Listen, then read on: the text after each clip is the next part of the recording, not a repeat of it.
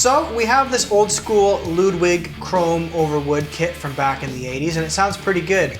We use that Glyn Johns miking technique where you just use a overhead behind the floor tom facing the snare, an overhead above the snare facing downwards, and a single kick mic.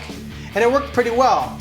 But we're going to try miking it up with the full modern approach with the close mics and everything and see how it holds up there.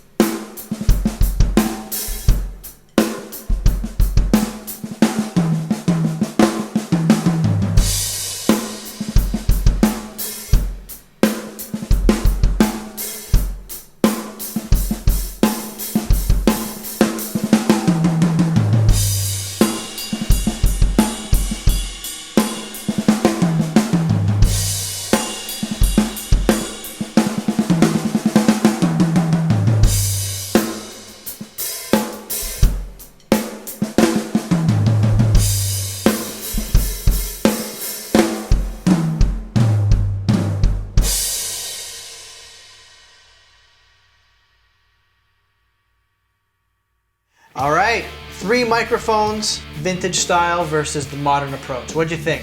Both methods definitely have their uses. I think they both sounded really good. I was surprised at how good it sounds with only 3 mics on the drums, and like everything it sounds so natural, and it sounds like a drum kit you're in the room with, which is great. You get a lot more control over close mics. Like if you want to EQ out specific frequencies from the toms and stuff like that and kind of make them ring a little different, you can do that with the close mics, and you can't really do that with like a minimalist approach. If it's the kind of thing where you're like mixing a record and you have, you know, lots of guitars and different stuff happening, it might be nice to have the extra options, but at the same time too, if you're kind of just doing like more of like an old school rock tune, like just the 3 mics is pretty awesome. And if you're doing covers and things like that online, it'll work fine, right? Whatever's right for the project. Like if you're doing something with like a classic 70s kind of rock vibe, this method works awesome. Yeah, I mean if you're doing like a death metal record where it's like you need all that,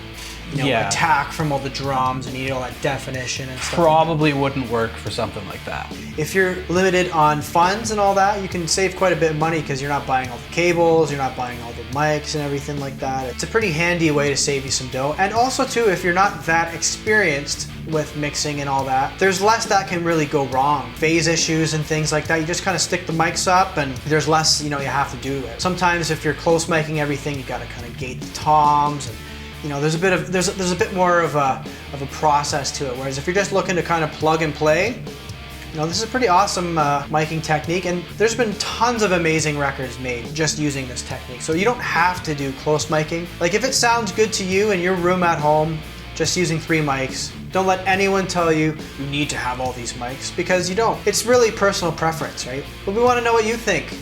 Let us know in the comments section below what you thought, which one you preferred. And we will see you next time. Have a great day. Welcome to America. America.